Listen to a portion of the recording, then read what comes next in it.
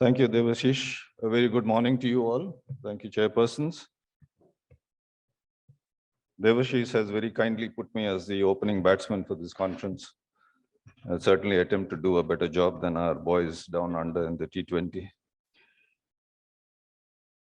So the late TGA, what strategy and when? This is a topic of special interest to me ever since I started my career in pediatric cardiac surgery.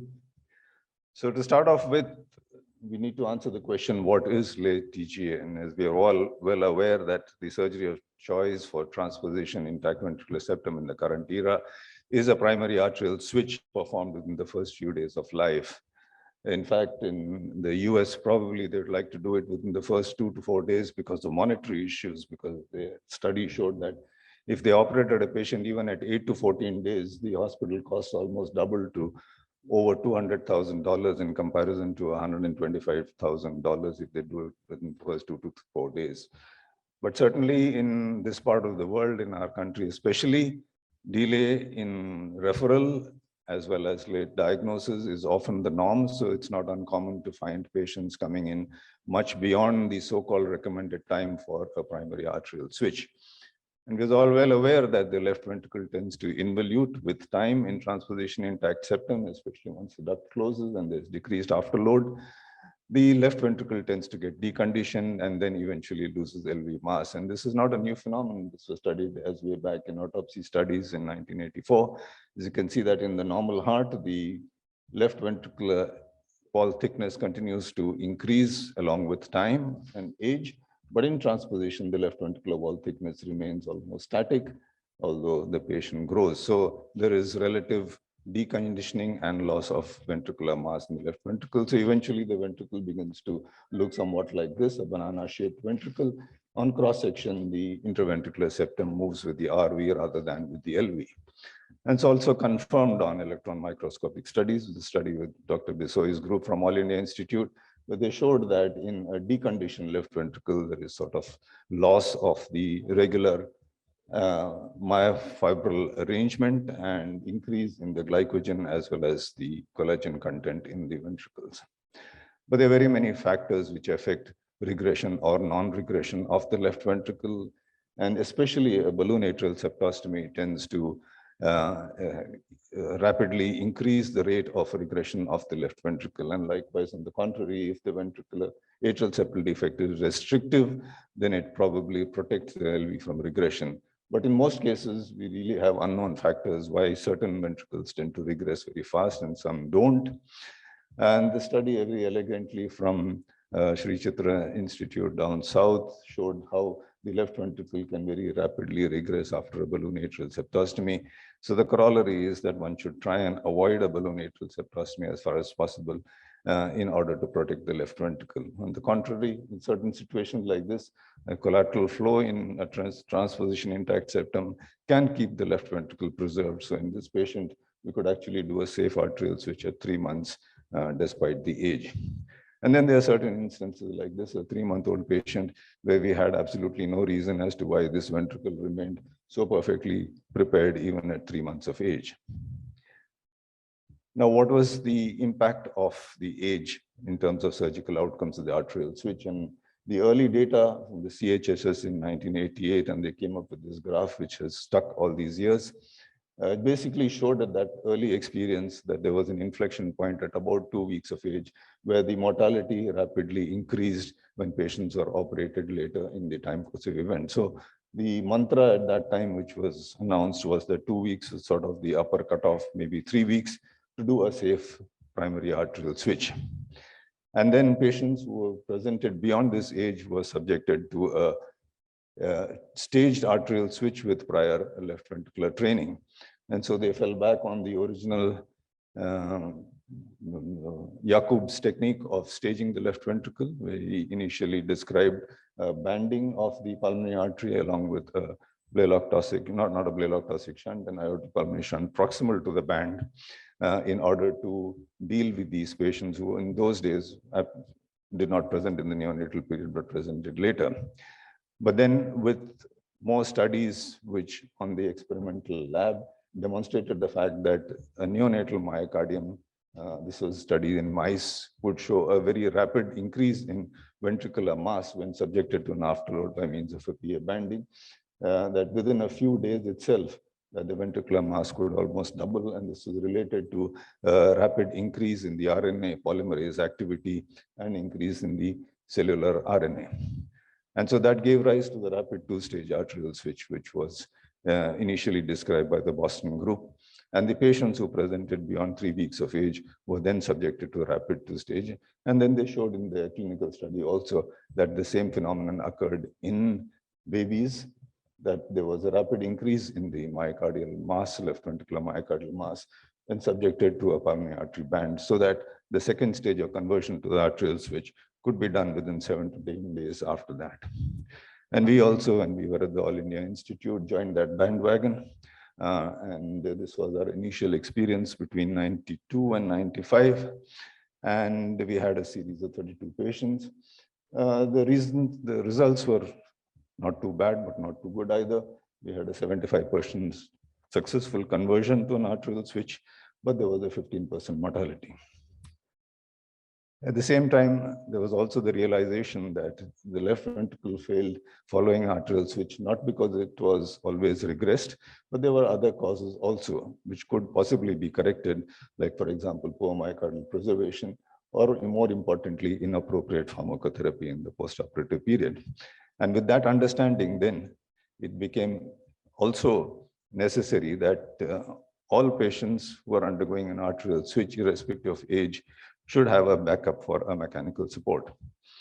And so then there was attempts to extend that boundary, and that mantra of 2 to 3 weeks for a time limit for primary arterial switch began to get broken. And there were many groups trying to extend the boundaries of the primary arterial switch. And this was an initial landmark paper which came from the Great Ormond Street Hospitals for Sick Children. And they compared the outcomes in patients who were operated late vis-a-vis those operated in time. And you could see that this group of patients between 21 and 185 days, the operative mortality was no different. And also the use of ECMO in these two groups was no different. And therefore, they concluded that the left ventricle remains adaptable and maintains the potential for systemic work well beyond 3 weeks of age. And although there is a period of low cardiac output syndrome, which needs to be tided over. So subsequently, there were very many publications which came detailing the outcomes with delayed primary arterial switch. And you can see that in most of the groups, there was no difference between mortalities in the early group and late group. Of course, there was a need for extracorporeal membrane oxygenation in both the groups. And in most of the experiences, there was no statistically significant difference between the two. And we also at the same time ventured into seeing how far we could extend the concept of primary arterial switch.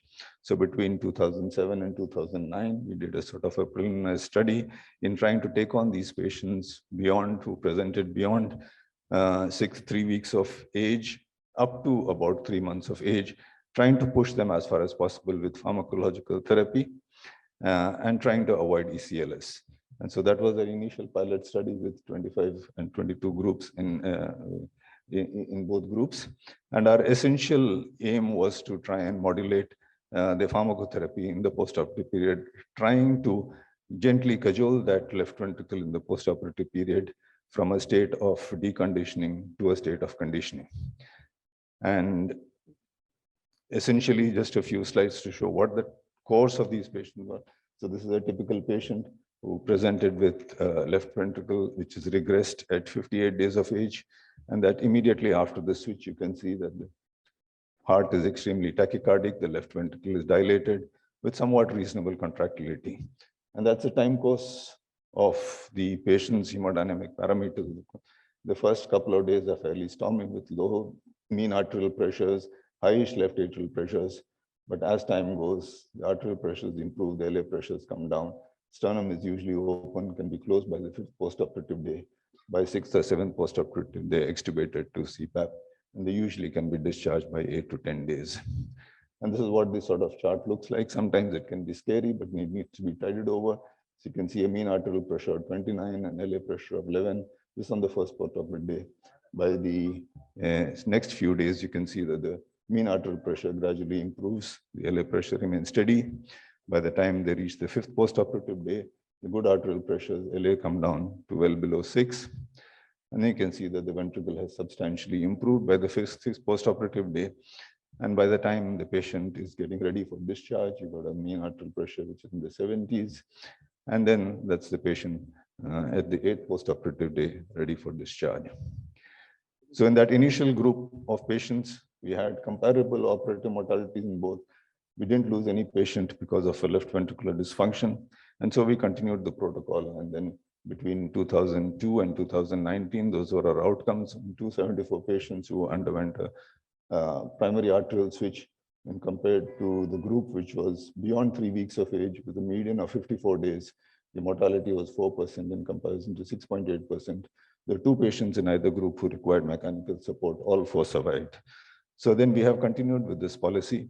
And if you look at what the recommendations are now, this is the ESCTS recommendation that a primary arterial switch should be considered up until 60 days of age with ECLS backup. Now, what happens in a patient presents beyond 3 months of age? So there, again, you have 2 options. You can go down the arterial switch pathway, or the second option is an atrial switch, because the atrial switch has no age limits, and you can safely perform it at any age. And when you're considering an arterial switch, then you need to determine whether that left ventricle requires retraining or does not. And here it becomes important to look at the echocardiographic parameters of the left ventricle. And there are very many parameters which are stated, which are listed here. The left ventricle being banana-shaped, and more importantly, the posterior wall thickness, if it's less than 3 millimeters, and diastole, a left ventricular mass of less than 35 grams per meter squared. And these are all sort of stated parameters. There's some hemodynamic parameters. If you're cathing the patient, RV, LV pressure ratio of less than 0.7 would be considered unsuitable. And some people have tried an intraoperative response to a trial PA banding. But most important that none of these are foolproof. And you've seen either patients who fit the criteria not doing well. On the other hand, patients who do not fit the criteria having a very smooth postoperative course. And therefore, by and large, we do rely a lot on eyeballing them. If you're thinking of left ventricular retraining, then again, the retraining can occur before the arterial switch, which is usually in the form of a band and plus minus a PT shunt. If the patient has a PDA or PDA can be recanalized, then that's another approach, is to stent the PDA, give the left ventricular volume loading and prepare it. All these work. And if you're doing it after the ASO, which is called the delayed primary ASO, already talked about the pharmacological, but then the other option is to do a LVAD and ECMO. But unfortunately, when the patients are beyond 3 months of age, then these maneuvers are less likely to work rather than in patients who are less than 3 months of age. The All India Institute group did publish their results of patients with the ECMO support in patients up to 3,000 days of age. But then, unfortunately, the mortality is substantial, 9.2%, and there's a 20% recourse to ECMO in this group of patients. One can also use LVAD, which is probably a better alternative, and these patients require longer-term support. And this was the paper published by the Mumbai group. So this criteria has also been incorporated into the guidelines for the management of transposition great arteries, and specific guidelines, especially of how the retraining of the left ventricle should be done in the 2-stage arterial switch. Emphasis on slow retraining, that means not elevating the left ventricular pressures too much at the time of pulmonary artery banding. There's not too much experience world over on the 2-stage arterial switch, but this is a recent publication from China where they analyzed 109 patients over a period of 11 months, where the patients presenting late, they considered 78 patients to have an adequate LV and underwent a primary ASO, and 31 patients who were a mean of 6 months having a regressed LV and underwent a 2-stage ASO. But what's important to note was a substantial increase in the early mortality, although they said it's statistically not significant, but more importantly, a very high late mortality in this group, and also a high incidence of late aortic regurgitation. So although the 2-stage arterial switch is an option, but it's not a very favorable option. There's also a concern about the late left ventricular function after a retrained left ventricle. Again, we do not have too much data available in detransposition. There is some data available in late LV function following retraining in CCTGA, where it's been shown that there is definitely impact on late left ventricular function when you retrain these ventricles. However, there is concern about increase in neo-aortic regurgitation and possibly an increase in the right ventricular outflow obstruction. Certainly in our own, this is an anecdotal experience, but this is one of the first rapid 2 stages that I had done in the institute almost 27 years. And unfortunately, this patient has, after 27 years, a left ventricle that looks like this. So again, not too favorable in the long term. And this is only one of the studies which are available on the long-term follow-up of the 2-stage arterial switch. And this is a group from Netherlands. And again, you can see that they have shown that following a 2-stage arterial switch, there is a significant increase in the aortic neosinus, Z-score of +7. And you can see that cineangiographic film, the substantial dilatation of the aorta. So this, not only is this a concern, but then the secondary compression of the pulmonary artery, the pulmonary annulus does not grow as well as in normal. And although this is as yet not clinically relevant, but there's a potential for that to worsen over course of time. So then we need to go back and see whether we still have a relevance of utilizing the atrial switch procedures in these late presenting transposition of great arteries. And though we know that the Senning is a physiological repair which leaves the right ventricle as a systemic ventricle, but the important thing is that it is applicable to all ages. At present, it's a low-risk surgery with low intensive care. And those factors are important in that it still remains relevant in emerging economies. And we really need to see whether this operation should really be condemned as it has been. And so we have persisted with doing the Senning operation in these late presenting switches, experience of 125 till 2019. And you can see that the operative mortality is significantly low. What we have done now is to add a pulmonary artery band for these patients at the time of the Senning. And the theory behind it is that this moderate pulmonary artery banding would allow a slow left ventricular training. And we know that when the left ventricle in a Senning setting is near systemic pressures, the IVS remains in the midline, and that's an important contributor to protecting the right ventricle from right ventricular distension and failure. So the theory is that just the band alone might delay the onset of TR, just the way that PA band helps in patients with CCTGA. And then if the patient has a right ventricular failure node, it's likely that that left ventricle will remain prepared so that you don't have to retrain that left ventricle and you could proceed with an arterial switch operation at that time.